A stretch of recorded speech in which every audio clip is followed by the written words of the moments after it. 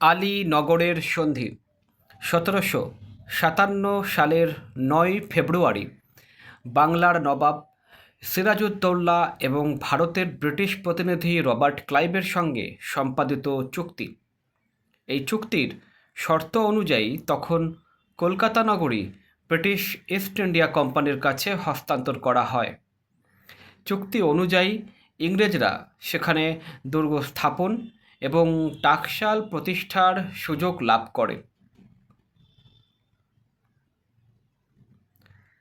বহু নির্বাচনী প্রশ্ন,